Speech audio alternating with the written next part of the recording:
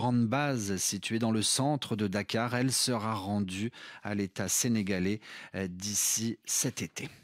Venons-en à ces nouveaux mots de la langue française. L'édition 2026 du dictionnaire Le Petit Robert a décidé d'intégrer 150 nouveaux mots, signe que notre langue est bien vivante, reflet aussi des évolutions de notre société. Comme l'explique Géraldine Moinard, elle est lexicographe aux éditions Le Robert.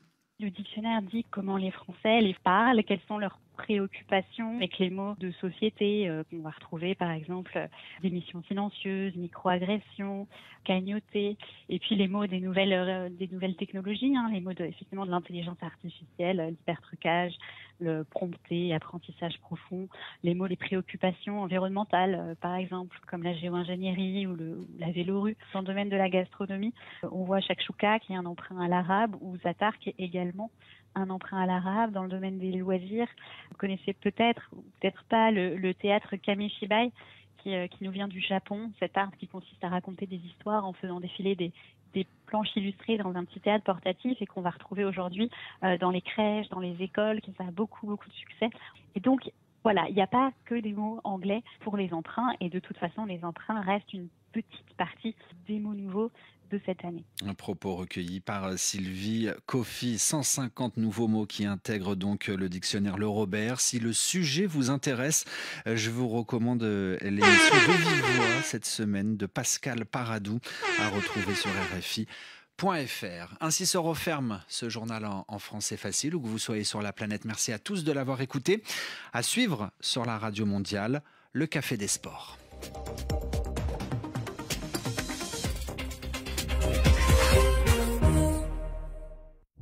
BPM.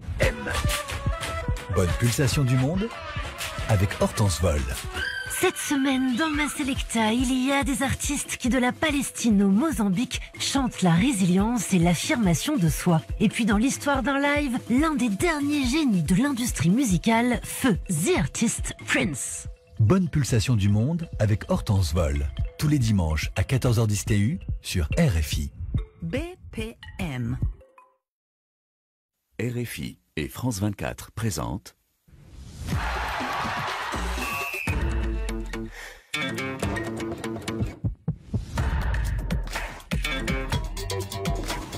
Radio Foot International, Annie Gasnier. Bonjour à tous et merci d'être au rendez-vous hebdomadaire du Café des Sports sur France 24, sur RFI aussi, et puis grâce à Facebook Live sur Internet, sur YouTube. Bref, c'est difficile de nous manquer en fin de semaine. Justement, nous allons refermer cette semaine d'actualité avec nos invités qui sont là, fidèles au rendez-vous. Bonjour Rémi Ngono. Bonjour Annie et bonjour à tous ceux qui savent très bien que L'Oréal se porte bien. La Maison Blanche est bâtie pour encore s'élever plus que pour sur les encaisser hauteurs. surtout, Voilà. pour encaisser. Bonjour Xavier Barré. Bonjour Annie. Vous n'êtes pas en blaugrana aujourd'hui? J'ai un peu de rouge quand même. Ah bah mais ils sont pas en rouge, c'est Bordeaux et Rouge et bleu. violet. Donc, non, mais je suis très en colère parce qu'en fait la meilleure équipe d'Europe n'est pas en finale de la Ligue des Champions. On en a déjà parlé, mais on va en parler, Il y je a de pense. quoi être en colère. N'est-ce pas Marc Libra? Bonjour. Bonjour Annie, bonjour à toutes et à tous. Oui, ça va, tout va bien. Bon, ça va. Tout va bien? Oui, tout va bien. Tout va très bien. Frédéric Suto. Bonjour Annie, Tout va bonjour bien tout le monde. Oui, Ouais. tout va bien. Et tout le monde est là. C'est parti sur les chapeaux de roue, là, Ah oui. le Facebook Live, les commentaires des auditeurs. Alors on a un coucou là, de Marcus Van, il est à Kara au Togo, il nous rappelle même la FM, il écoute 98.3. Pokem, il est à Bangui, ça va chauffer entre Rémi et Xavier, nous dit-il.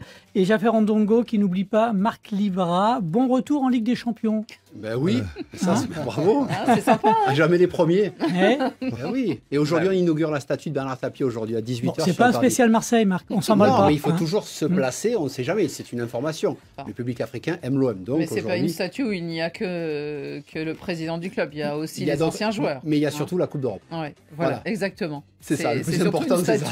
Une statue à... je pense que le calendrier n'était pas...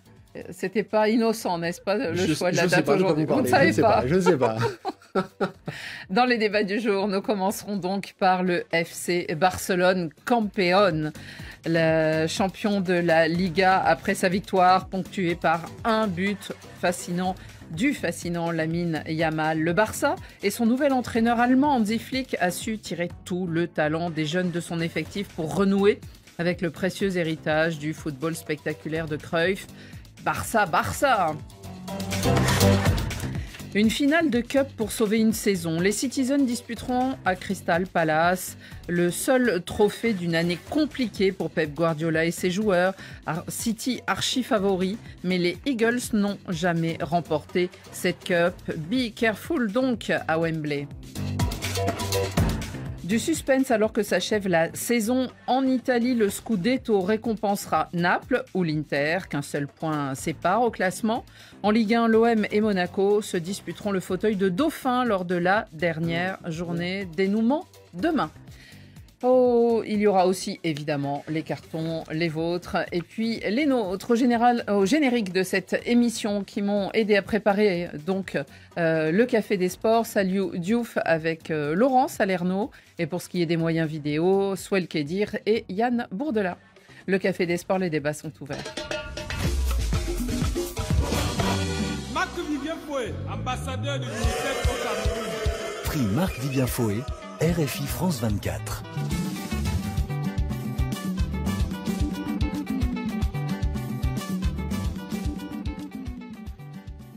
Son nom a donc été dévoilé lundi matin sur les antennes de RFI. Le latéral du Paris Saint-Germain, Achraf Hakimi, est le vainqueur de l'édition 2025 du prix Marc-Vivien Foué, qui récompense donc le meilleur joueur africain du championnat de France. L'international marocain, vous en avez vu quelques images si vous avez pu, a reçu son prix des mains de Christophe Jousset, le chef du service des sports.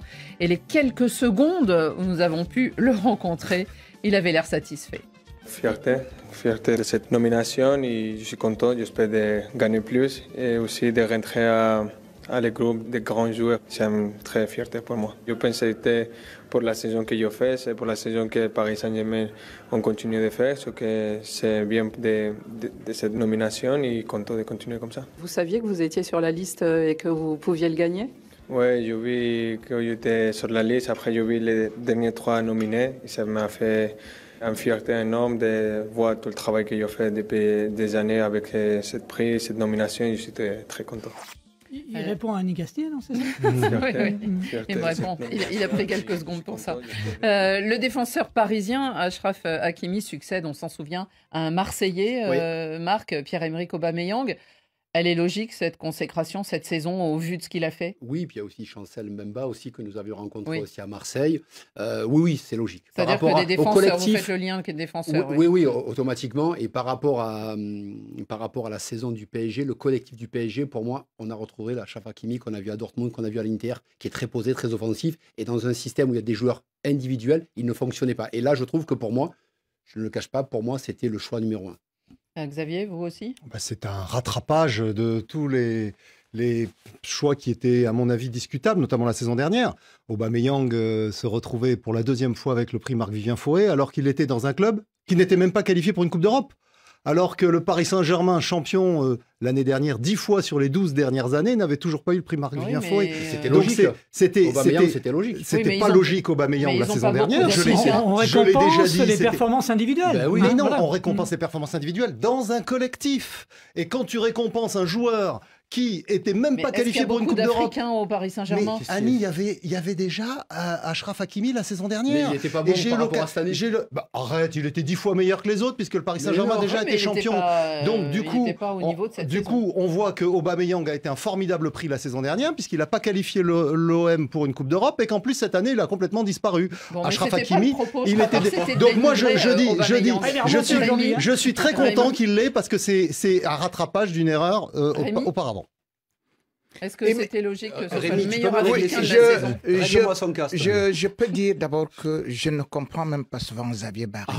Nous non plus. Nous-mêmes, nous étions ici avec Xavier Barré toutes ces années. Il fait semblant de découvrir Achraf Hakimi et qu'il est devenu subitement très bon. Il était deuxième. L'année dernière, j'avais voté pour lui. Il était bon. L'année dernière, j'avais déjà voté pour Achraf Hakimi.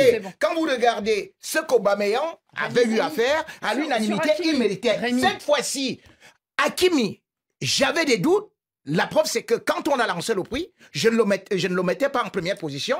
Et quand j'ai vu ces derniers matchs qui sont décisifs, j'ai dit qu'il méritait ce prix-là. Donc, c'est indiscutable cette saison. Mais si nous ne l'avons pas donné, c'est parce que pour une fois, même les Africains sont toujours d'accord avec le prix Marc Vignon Foué, sauf avec les prix des Xavier Barré. Dans cette émission, il y a 15 jours, Rémi Ngono nous a dit qu'il votait pour Lamine de Monaco. Le milieu de terrain sénégalais. Lamine Camara de Monaco. Et maintenant, il nous dit oui, c'est normal que j'ai voté pour Achraf Hakimi. Oui, mais j'ai bien dit que j'ai... Non, mais il avait dit qu'il appelait à voter Lamine Camara. Donc on voit que Rémi Ngono est une véritable girouette. On en a l'habitude. Mais on en a encore la démonstration une fois de plus aujourd'hui. Et d'ailleurs, je vais même rajouter une chose. Que pensent les auditeurs? Félicitations depuis le Sénégal. C'est Ibra Salfal qui nous dit: pour Achraf Hakimi, il ne lui reste plus qu'à gagner la Ligue des Champions. On va en Espagne.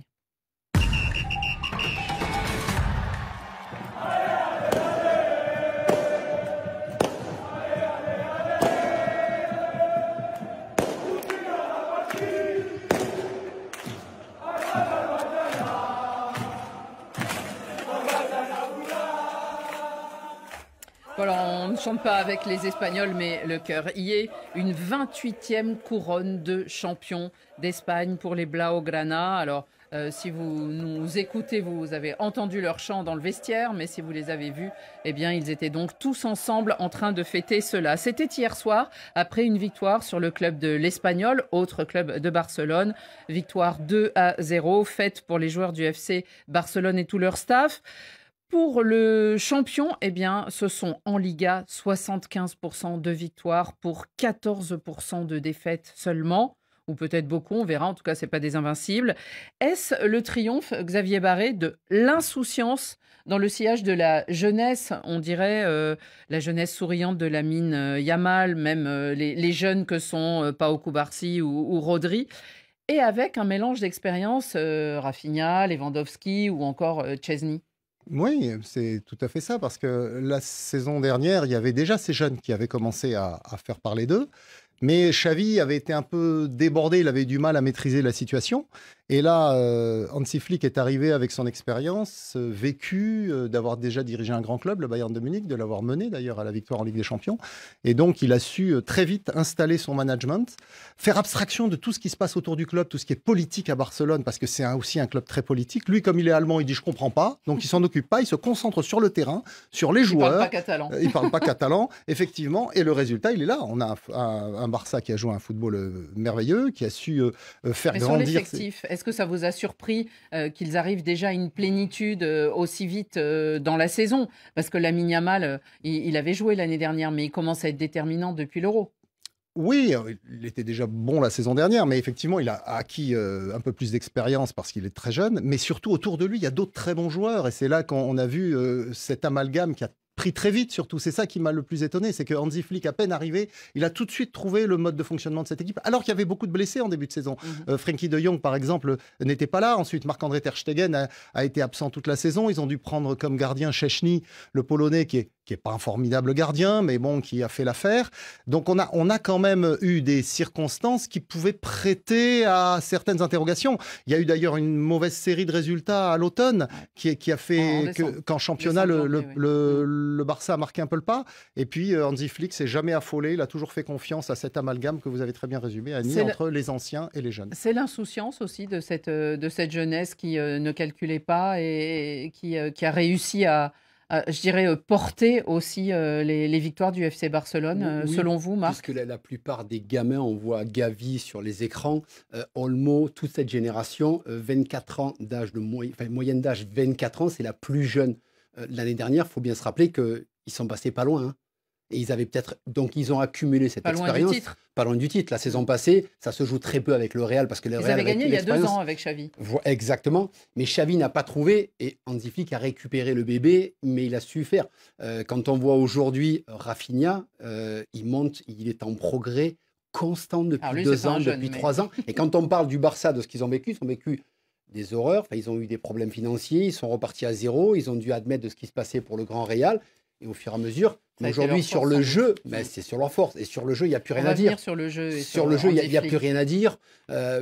Cette équipe-là, je crois qu'elle a perdu seulement 5 rencontres, 4 nuls, 27 victoires. Donc, Annie, c'est énormissime dans un championnat qui est très dur. Et surtout, ce qui a marqué, c'est que chaque confrontation avec le Real ou en Ligue des Champions, ils ont... La finale, pour moi, je suis désolé, c'était Barça-Inter. Pour moi, là, je voulais voir la finale Barça-Inter. On l'a vu avant, on l'a vu en demi. Mais on s'est éclaté. C'est ce genre de choses où là, je peux me lever de mon canapé, de mon fauteuil et hurler. Voilà, c'est dommage que... Bon. Rémi, sur cet effectif, hein, est-ce que c'est aussi ça la force du Barça? Après, on va parler de l'entraîneur parce qu'il a eu aussi son rôle. Mais cet effectif-là, au début de la saison, finalement, ils ont été obligés de les aligner, obligés de les valoriser, obligés de les faire jouer en puisant notamment dans la Masia parce que le club n'avait plus d'argent. Ils ont eu de la chance, quoi. Ils ont eu la chance, mais on devrait aussi dire quand même que quand vous avez Chesney, vous n'allez pas dire que c'est le dernier gardien. La preuve, c'est que Inter se qualifie avec un gardien de 36 ans. Donc, Chesney, il est bien pas de la Masia, lui, il est pas voilà, jeune. bon, Chesney, il a fait un rôle, il a joué un rôle hyper important parce qu'on a vu les buts gags qu'encaissait Ter Stegen. Qui était moins bien. Voilà, donc Chesney a été essentiel pour cette équipe-là. Et bien évidemment, on a vu l'expérience aussi de Lewandowski qu'on a retrouvé. Mais bien évidemment, je ne suis pas encore au niveau de l'entraîneur. Mais quand on voit, quand même, c'est que le Barça a retrouvé un milieu de terrain qui a fonctionné. Or, on voit le grand Barça, c'était quand il y avait Xavi, Iniesta, avec Busquets. Donc, c'est ce milieu de terrain-là. Sauf que ce Barça... bien évidemment, je ne le trouve pas formidable. Pourquoi? Parce qu'il prend beaucoup de... Oui. Parce que on est en train de parler là d'une équipe qui, sur le plan national, a remporté. Mais sur le plan européen, vous allez me dire c'était le plus beau club du monde. Mais j'ai vu ce Barça qui n'a pas rencontré de grands adversaires. À peine il est tombé devant Dortmund, il est passé à un fil de un doigt. C'est-à-dire ils ont été battus. Ils sont tombés devant Inter. Ils n'ont pas pu trouver la solution. Donc c'est bien Xavier Barré qu'aujourd'hui tu me dises que quelqu'un qui gagne en Europe, oui, la Coupe du Village et la Liga, et bien évidemment, et qui remporte le 28e trophée que le Real avait remporté, bien évidemment, il y a 24 ans, tu dises que c'est le meilleur club du monde. Eh bien, c'est bien. C'est bien. Mais on n'a pas dit que c'était le meilleur club du monde, Rémi. C'est le meilleur club d'Espagne. On voit c'est ça que j'ai dit d'Europe, mais effectivement, on ne va pas refaire le débat qu'on a eu la semaine dernière sur l'arbitrage de Inter-Barça. Mais quand on voit ce qu'est capable de développer comme jeu ce Barça-là, alors justement, c'est sur ça que je voulais repartir, Xavier, parce que Hansi Flick vient d'arriver. Vous le dites, il fait un peu table rase de tout ce qui se passe autour, de ce qu'il entend. Il a peu de moyens, il fait avec l'effectif qu'il a, et il a réussi à renouer avec ce qu'on a toujours aimé. Au FC Barcelone, surtout dans les années 2010, avec Pep Guardiola, avec Luis Enrique et tout ça. Oui, c'est-à-dire ça le grand Barça. Vous vous souvenez, il y avait les années 90. On parlait du grand Barça. Là où il gagne beaucoup de trophées. Il y a eu Guardiola, les années 2010, le grand Barça aussi. Et là, on a l'impression de retrouver un grand Barça. Voilà, un espèce de football total qui était ce football hérité de Cruyff quand même. Absolument, c'est Cruyff qui a posé... Et que même Xavi n'avait pas réussi. Mais si Xavi n'avait pas réussi, c'est pas qu'il ne voulait pas. C'est qu'il n'avait pas les joueurs. Il est arrivé à une période compliquée parce que justement, vous l'avez dit tout à l'heure, il n'y avait pas d'argent pour recruter. Donc il a dû faire confiance massivement à des jeunes, très jeunes, qui ont acquis depuis une expérience. Souvenez-vous, il lance Gavi et Pedri. Alors, Pedri n'a pas été formé à Barcelone, il vient de Las Palmas. Oui. Mais Gavi a été lancé pareil à 16 ou 17 ans.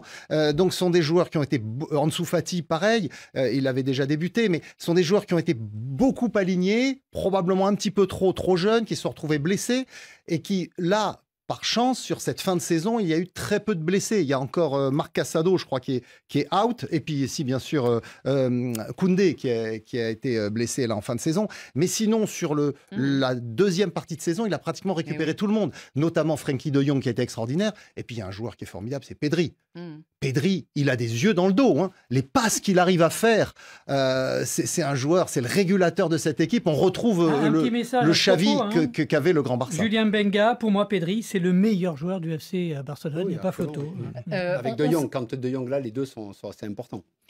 Marc, on s'est moqué un peu, fut un temps, du tiki-taka. Hein. On disait, bon, ça y est, on a compris la possession, c'est pas toujours... Mais là, on a l'impression qu'on revient aux fondamentaux à Barcelone et en même temps, il y a un petit grain de folie en plus. Le grain de folie, il est fait par Yamal qui est inarrêtable. Le grain de folie, c'est 97 buts marqués Non, mais En 36 matchs, ça fait presque 3 buts par match. Mais surtout, alors là, vous allez peut-être nous dire l'importance. D'ailleurs, 86% des buts sont inscrits dans la surface de réparation. Oui, mais c'est un système de jeu.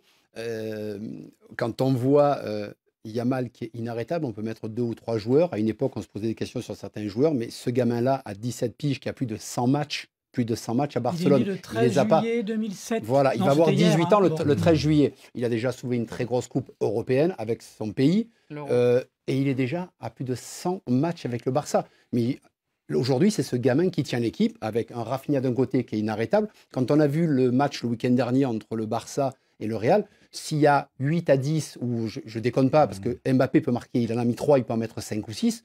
De l'autre côté, il peut en mettre 9 ou 10. Et cette demi face à l'Inter, Sommer qui va sauver, parce qu'autrement Yamal, même à la 94, il peut encore marquer des buts. Il tape sur le poteau. Et il tape sur le poteau, et après il y a le fameux encore arrêt de Sommer, mais ça va leur coûter cher parce que c'est le manque d'expérience, parce que le Barça aurait dû gagner.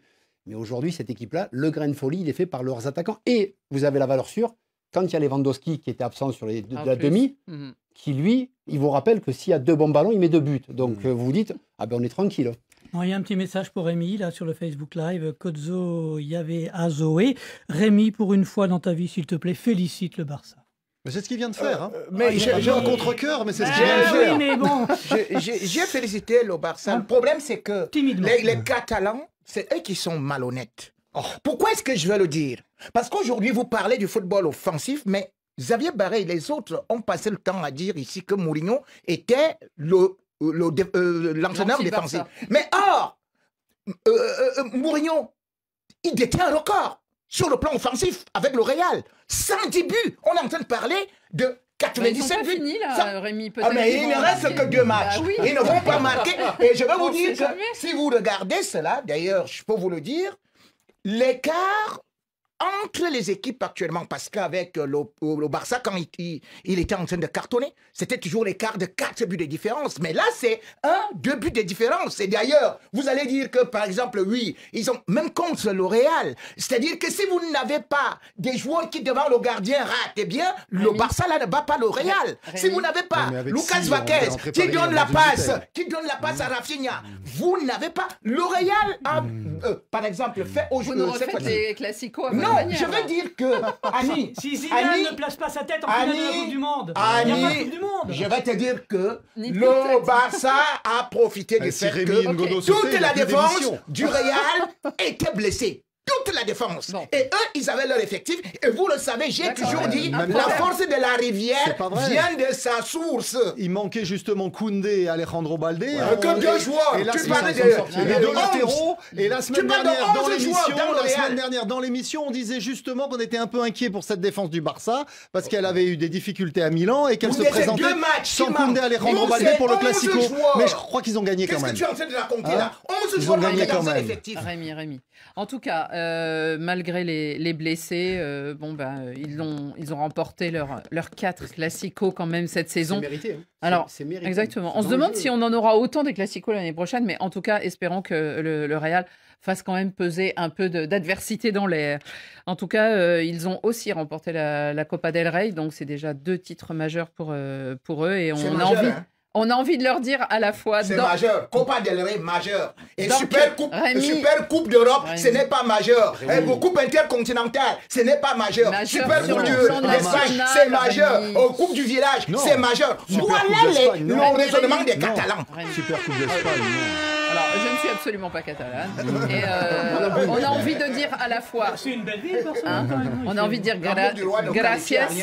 On a envie de dire gracias, ça c'est en catalan. Et on a envie de dire danke aussi. Danke Hansi Flick. Quelques mots encore à... Non, mais si, sur Hansi Flick, effectivement. Non, mais on en a parlé un peu au début, mais il souligne, là, les auditeurs, téléspectateurs, chapeau à Flick pour son travail. C'est lui la meilleure recrue du FC Barcelone. Non, mais il a bonifié parce qu'il y a Xavi, il lui manquait des choses qu'Hansi Flick avait vécu dans d'autres clubs. Voilà, il avait gagné avec le Bayern, oui, c'est pour ça. Il sait faire. Il a su repositionner certains joueurs. Regardez Eric Garcia, qui était un défenseur central moyen. Koundé aujourd'hui, c'est plus le même. Il l'a mis au milieu de terrain où finalement il était bon. Et là, il avait besoin d'un arrière droit puisque Koundé était blessé, il l'a mis arrière droit et il a su le mettre en confiance et le relancer. Donc c'est vraiment un très bon coach. Parlons un petit peu de foot anglais parce qu'il y a une finale et ça sera demain à Londres. City are through to their third FA Cup final in succession. Crystal Palace are into the final. Crystal Palace will await on May the 17th for the FA Cup final.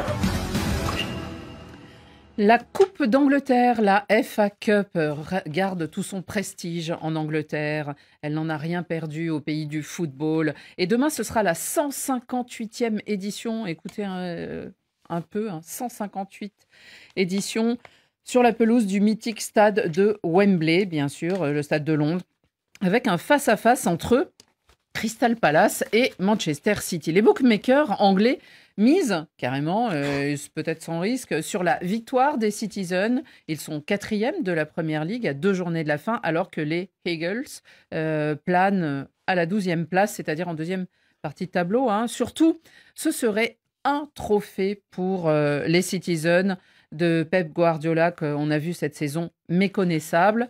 Et ils remporteraient ainsi leur 8e titre dans cette catégorie. Est-ce que c'est de quoi, Marc Libra, sauver la saison de Manchester City ou sauver l'honneur? C'est sauver l'honneur, un trophée est toujours important, mais il faut passer outre. 2016-2017, Guardiola arrive, c'est la première année où il ne gagne rien. Depuis, à chaque fois, il a remporté un titre, et les plus prestigieux, au moins un. Là, il pourrait partir, s'il n'y a pas de titre, ça ferait bizarre. Kevin De Bruyne, 10 ans, c'est peut-être la dernière fois qu'on va voir Kevin De Bruyne. Extraordinaire joueur qui rien que pour lui, rien que pour lui, une victoire. Oui, ça serait magnifique. Donc City doit toujours accrocher cette fameuse Ligue des Champions. Ils ne sont toujours pas assurés. Alors que Crystal Palace, tranquillou bilou, ils sont sauvés, ils peuvent se le faire à la cool. Eze est en pleine forme. On a Lacroix, on a Mateta. Ça va pas être hyper facile. Et d'un côté, Rodri, il y a tellement eu de déceptions cette saison avec Rodri blessé. Bon, le Ballon d'Or, mais blessé, il y a plein de problèmes, élimination avec des champions, plein de soucis que eux, vraiment, il y a quelques années, c'était pas là, il faut vraiment qu'ils la remportent. Parce qu'autrement, pour moi, ça devient gênant. À noter que Crystal Palace n'a encore jamais remporté ce jamais trophée. Jamais rien gagné. Rémi, qu'est-ce que vous aussi, vous pensez que les bookmakers ont raison et que City est largement favori en dépit de cette saison? Erling Haaland parle d'une saison horrific and boring. Alors, il y va. Même s'il lui a mis 21 buts en 29 matchs seulement. Mais en tout cas, c'est vrai qu'ils ont pris surtout des raclées phénoménales. Et c'est ça qui nous a surpris. Oui, mais bon, il faut quand même se dire que lors des 8 derniers matchs, ils n'ont pas perdu. Même s'ils perdent 2 points précieux là face à la lanterne rouge, Southampton, c'est-à-dire qu'ils font quand même un match nul qui est bizarre avec la lanterne rouge, contre la lanterne rouge. Mais par contre, il faut se dire que de l'autre côté, c'est vrai que Crystal Palace, ce n'est pas une équipe très forte, mais on a quand même vu qu'à l'aller, ils avaient tenu en championnat, en Première Ligue, ils ont tenu ce Manchester City par 2 buts partout. Mais bon, ils ont perdu le retour par 5 buts à 2. Oui. Mais cependant, quand on essaie de regarder aussi, ils ont perdu les matchs importants tous ces derniers temps. Mais curieusement, au moment où la finale approche, ils ont battu Tottenham. Ils sont partis battre Tottenham. Tottenham, oui, mais c'est quand même, ils ont battu Tottenham. Ils ont un peu lâché Tottenham. Entre Tottenham, c'est pour ça. Entre Tottenham et Southampton, tu ne parviens pas à vaincre le dernier. Mais c'est-à-dire que c'est Pep Guardiola qui doit se poser des questions aujourd'hui. Et d'ailleurs, pour la première fois, j'ai vu les nominés pour le meilleur entraîneur de l'année. Ils sont 5 en Première Ligue. Depuis 2019, c'est la première fois qu'ils ne figurent pas. Donc, il n'a pas... Heureusement, vu la saison... Donc, aujourd'hui, Pep Guardiola, devant n'importe quelle équipe, peut perdre. Donc, ce sera un match et c'est une coupe. Et puis, c'est une finale, bien sûr. Oui, bien sûr, Rémi. Oui, Manchester City est déjà abonné sur la Coupe. Manchester City a un effectif supérieur. Manchester City revient bien en compétition. Mais pour moi, de toutes les façons, c'est leur objectif désormais. Remporter absolument cette coupe, sinon ce ne sera rien. Et il y a un proverbe africain qui dit une cage en or sans oiseaux n'a pas de valeur. Une seconde, Marc a parlé tout à l'heure de quelques joueurs de la Crystal Palace. On a aussi Ismaïla Sarr. Ismaïla Sarr, bien sûr, l'international sénégalais. Je peux vous dire que là, ils sont là, les auditeurs, Adalphus. C'est normal, je l'ai oublié de le citer. Ismaïla Sarr, Crystal Palace ont créé la surprise. Abdoulaye Diallo, Ismaïla Sarr, des grands soirs, vous allez voir. Palace pourrait créer la sensation. Je regardais les stats. Vous disiez 158e finale de la Cup. Ils ont été 2 fois en finale, 90 Et contre deux, et deux 2016. Manchester. Ils ont perdu à chaque fois. Contre les deux Manchester. Donc, Et Xavier, belle occasion. Ismaël Assar était très bon en demi-finale contre Aston Villa. Oui, Ils ont gagné exact. 3-0. Il a marqué 2 buts. Ils n'ont même jamais battu. Il a marqué Dans 2 buts, l'historique. 2 des 3 buts des Eagles. Donc c'est une équipe effectivement très compliquée à manier. Bon, Rémi Ngono a rappelé les scores en championnat, hein, 2-2 et 5-2. Donc normalement Manchester City est favori de cette confrontation. Mais cette formation de Crystal Palace, elle a été capable de surprendre plus d'une équipe cette saison parce que c'est un bloc qui va très très vite vers l'avant avec Jean-Philippe Mateta qui avait eu cet accident un peu limite dramatique dont il s'est heureusement remis, mais il joue avec une protection toujours. Eze qui est bourré de talent. Il y a beaucoup de joueurs aussi qui ont de l'expérience. Il y a Chilwell, l'ancien arrière-gauche de Chelsea. Il y a vraiment des bons joueurs dans cette équipe. L'entraîneur Glasner, un Allemand qui est arrivé il y a quelques temps, a réussi à faire tourner cette formation de façon à ce qu'elle se maintienne. C'est souvent l'objectif pour Crystal Palace. Quand on voit qu'effectivement Tottenham, Manchester United sont derrière eux, on peut dire qu'ils ont quand même fait une belle saison. Ouais.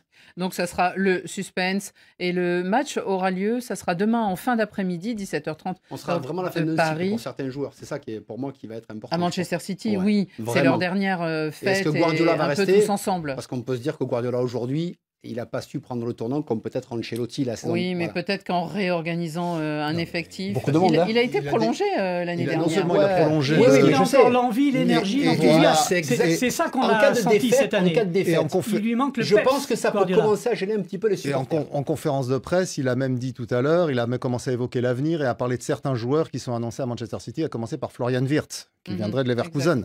Donc on peut penser, enfin c'est même une certitude, que Guardiola, il se projette déjà sur la suite. Et il faut rappeler une chose, c'est que Manchester City sera au mondial des clubs. Et que le mondial des clubs va avoir, comme pour le Real Madrid, pour Manchester City, une importance réelle, compte tenu de la saison décevante qu'ils ont réalisée. Ça sera donc à 15h30 temps universel demain, samedi, en fin de journée, à Wembley. Passons au suspense que nous offrent les championnats européens ce week-end.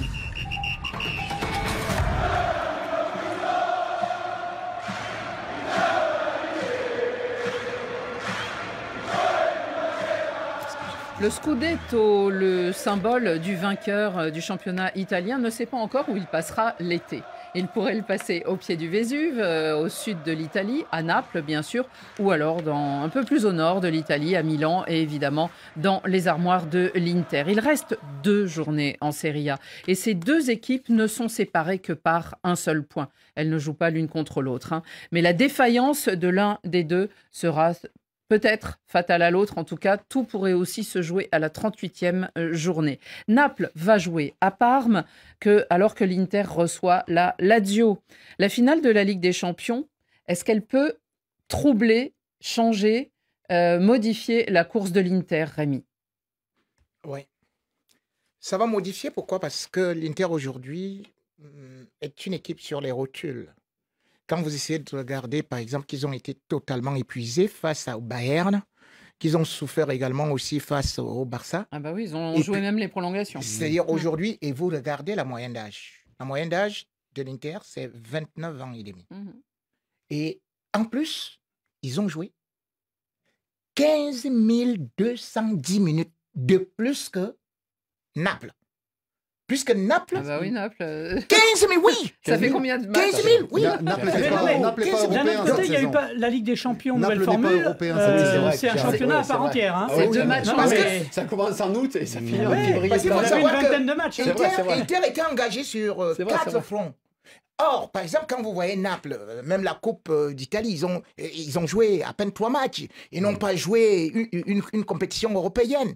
Donc aujourd'hui, ils sont un peu plus frais.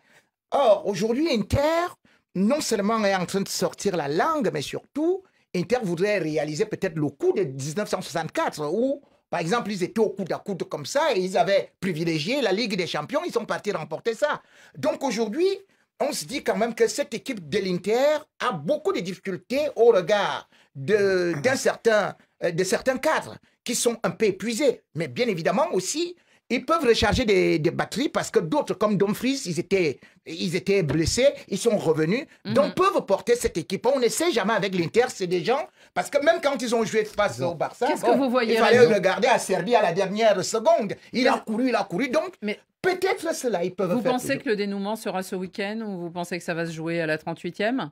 Je pense que ça va se jouer à la 38e. À la 38e, hein, ils reçoivent Cagliari, Naples et Com ira à l'Inter. Marc, comment vous voyez ce mano à mano là parce que un point les sépare, le moindre club qui va chanceler là va perdre le titre.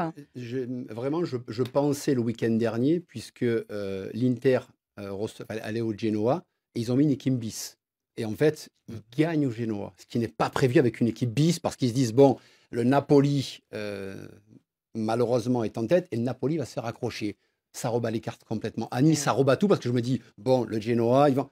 Finalement, avec une équipe bis, l'Inter se relance. Donc maintenant, l'Inter va devoir faire l'effort d'aller chercher ce qui peut-être n'était pas prévu, parce que normalement, ils auraient dû garder 4 points, et c'était fini, on n'en parlait plus. Ils gagnaient ce week-end, fini. C'est vrai que tout et là, du coup, la victoire au Genoa. Mais surtout le faux pas de Naples a tout relancé. Le faux pas et la victoire au Genoa, tu n'es pas censé gagner au Genoa, tu gagnes avec une équipe bis, tu n'as pas tes joueurs. Au Torino.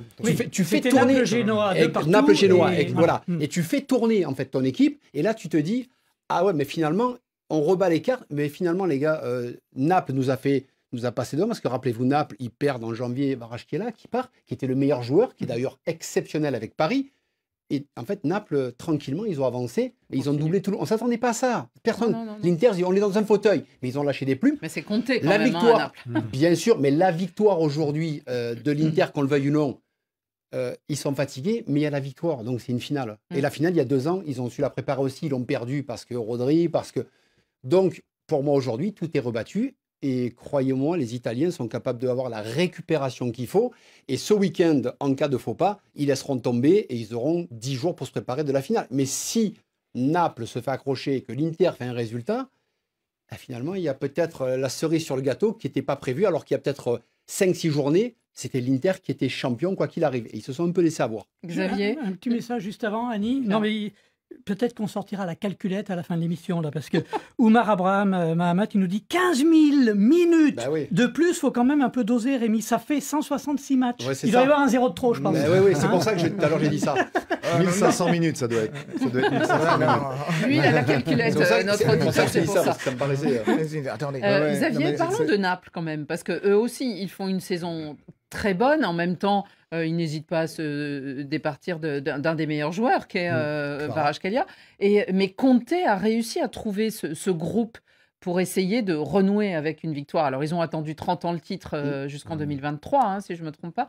Et maintenant, ils ont très faim. Oui, ils ont toujours la volonté, mais Conte est très fort pour monter des opérations commando. Il l'avait fait avec la Juventus auparavant, avec l'équipe d'Italie, avec l'Inter, avec Chelsea. Oui, l'année dernière, il arrive un peu en cata parce que ça se passait mal avec Rudy Garcia, et puis finalement... Il arrive à faire quelque chose. Il arrive à remonter une équipe compétitive avec une philosophie totalement différente de celle qui était en place à Naples depuis plusieurs saisons, avec les entraîneurs précédents. Donc pour le moment, c'est vrai que c'est intéressant. Le départ de Kvara a quand même affaibli le potentiel offensif de l'équipe. Maintenant, il y a encore Moi, j'aurais vraiment pensé. Il y a encore de très bons joueurs, puisqu'ils ont un gros effectif. Et surtout, Rémi, pour une fois, je suis totalement d'accord avec lui. Il a expliqué clairement, Naples n'étant pas en Coupe d'Europe, ils peuvent se concentrer sur le championnat. Et donc, effectivement, ils sont plus performants. Ça leur a pas porté bonheur la semaine dernière, alors que les autres avaient disputé un match de dingue. Ça ne se fait pas tout, mais ils n'ont pas cette excuse, entre guillemets, parce que Conte est quand même un entraîneur très exigeant et il demande beaucoup d'implication de ses joueurs. Quelques réactions encore, Frédéric ? Oui, on nous rappelle que Naples a aussi perdu Osimhen. Enfin, ça fait un petit moment, hein, mais... Au passage, l'été dernier, en fait, parce que... Il a gagné la coupe, tiens. En Turquie, il a mis 2 buts. Mais ils ont toujours Anguissa. Il est toujours sur Lukaku. Ils ont perdu Jelinski, qui est parti à l'Inter aussi. Non, mais ils ont... Ça, c'est un peu compté. Il a voulu faire une équipe à lui, donc il a laissé filer Osimhen, Jelinski, il a pris Lukaku.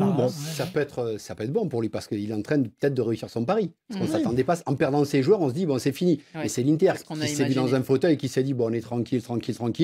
Ligue des Champions, et puis le Napoli, on ne pensait pas que ça réussisse autant.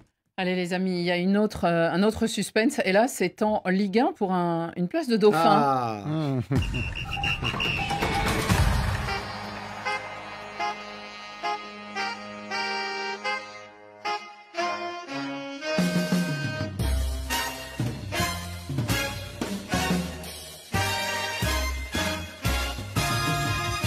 Ah, ça c'est bien.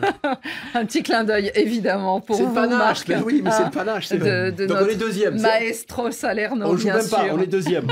Bon alors, en Ligue 1, c'est simple, le Paris Saint-Germain fêtera son hexagone sur la pelouse du Parc samedi soir. Il n'y a aucun suspense. Par contre, derrière, on se bagarre pour des places européennes au-delà du podium, mais cette deuxième place du podium, où l'OM, qui reçoit le stade Rennais avec Habib Beye sur le banc. Hein.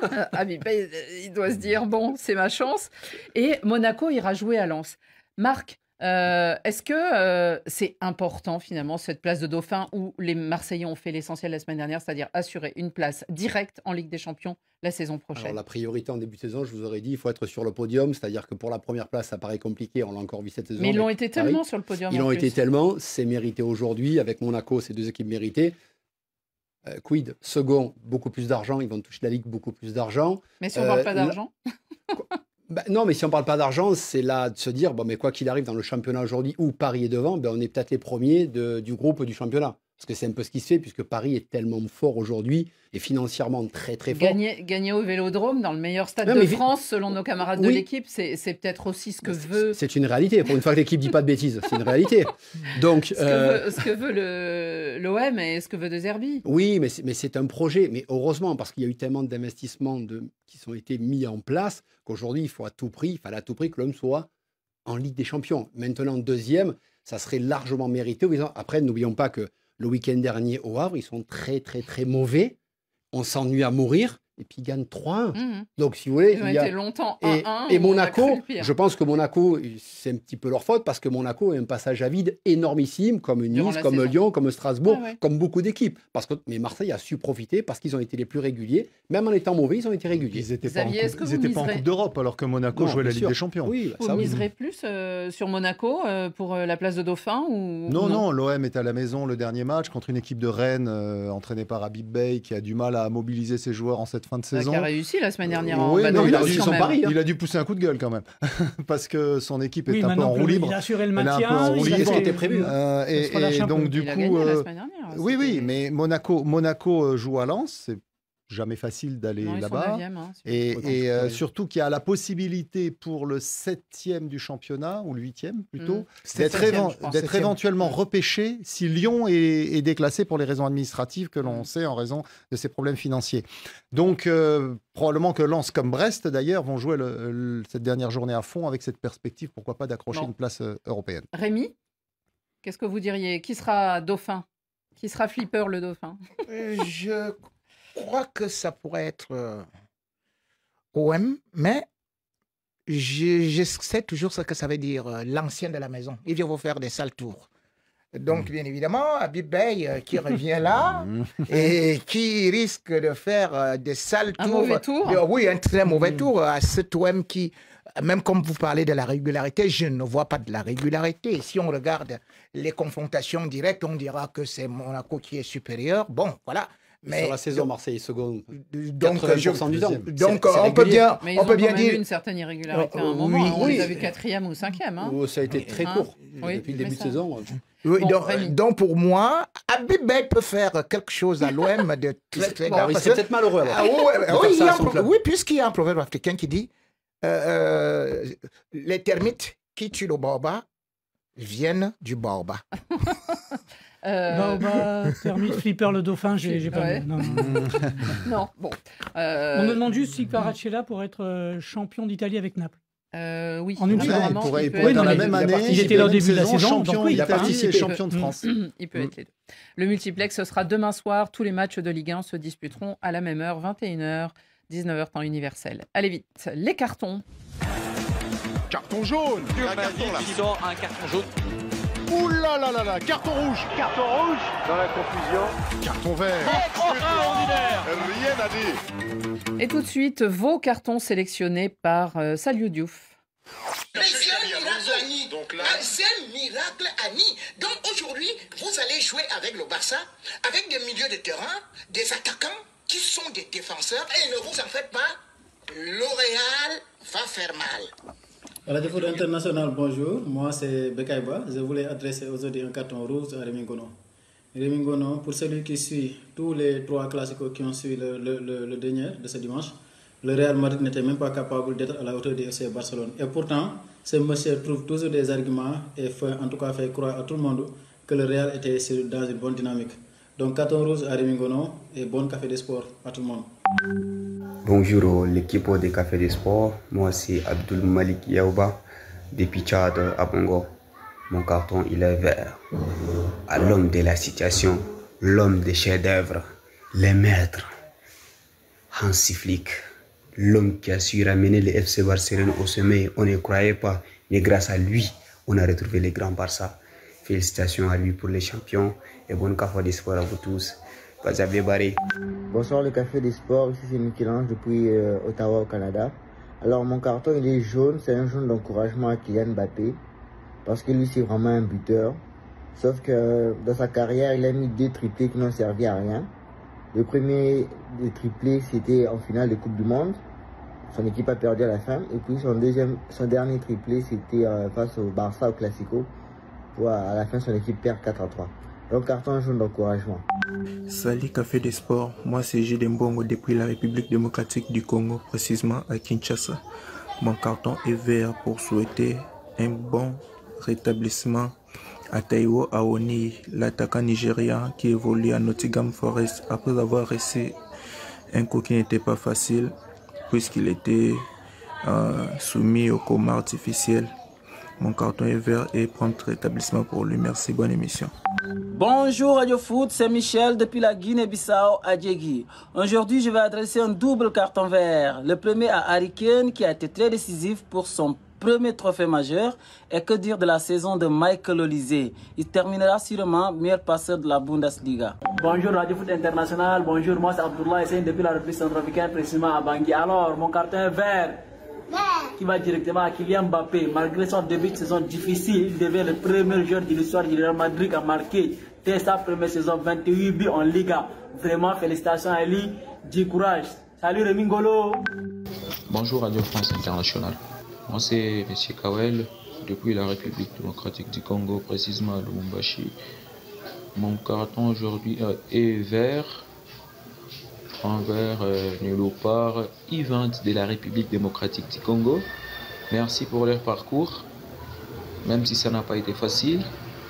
On a été éliminé en quart de finale, mais on reviendra prochainement encore plus fort. Merci à eux, merci à tout le staff technique, merci à eux. Salut, Café des Sports, c'est Jovel, mon ici au Congo-Brazzaville. Je donne un carton vert à l'Etia, l'équipe où joue Karim Benzema.